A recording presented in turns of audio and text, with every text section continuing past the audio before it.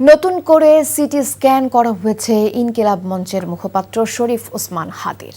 পরীক্ষায় তার মস্তিষ্কে রক্ত প্রবাহ কমে যাওয়ার লক্ষণ পাওয়া গেছে বলে জানিয়েছেন ঢাকা মেডিকেল কলেজ হাসপাতালের নিউরোসার্জন ডক্টর আব্দুল আহাদ। সন্ধ্যায় এক ভিডিও বার্তায় তিনি এসব তথ্য জানান। ডক্টর আহাদ জানান, ওসমান হাদির শারীরিক অবস্থা এখনও সংকটাপন্ন রয়েছে এবং চিকিৎসা সিঙ্গাপুরেই চলমান থাকবে।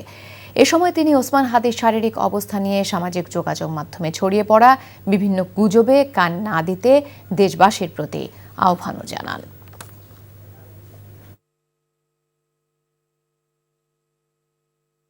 আর নতুন করে সিটি স্ক্যান করা হয়েছে এবং সেই সিটি স্ক্যানে তার ব্রেনের যে ইস্কেমিয়াটা ছিল সেই ইস্কেমিয়াটা আমরা দেখেছি যে রয়ে গিয়েছে এবং ইস্কেমিয়াটা কিছুটা বেড়েছে। তার ব্রেনের যে আদার যে রিফ্লেক্স গুলো, পিউপিল বা অন্যান্য রিফ্লেক্স, সেই রিফ্লেক্স গুলো আগের মতোই রিফ্লেক্স পাওয়া যাচ্ছে না। তার আসলে ফলো আপ দেওয়ার মতো বা প্রতিদিন আপডেট দেওয়ার মতো আসলে তেমন কিছু নেই, তার প্রোগ্রেস নেই, অবস্থা ক্রিটিক্যাল এবং স্ট্যাটিক আগের মতোই রয়েছে।